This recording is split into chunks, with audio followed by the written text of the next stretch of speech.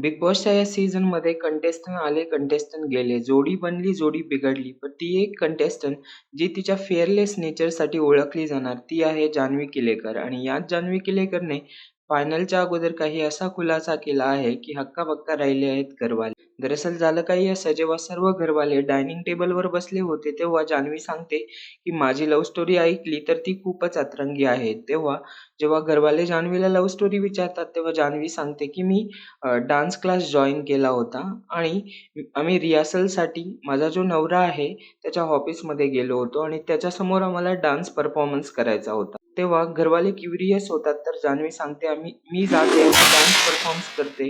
पण माझ्या नवऱ्याला तो डान्स बिलकुल आवडत नाही आणि तो स्वतः मला डान्स परफॉर्मन्स करून दाखवतो. त्याच्यावर मी खूपच इम्प्रेस होते. त्याच्यानंतर मी त्याची डान्स अकॅडमी जॉइन करते आणि तो कंटिन्यू माझ्यासोबत फ्लर्ट करायचा. मला घरी सोडायला यायचा, मला गाडीवर घेऊन जायचा. त्याच्यावर मला कळालं, की तो नक्की मला प्रेम करतोय आणि अशीच होती आमची लव्ह स्टोरी.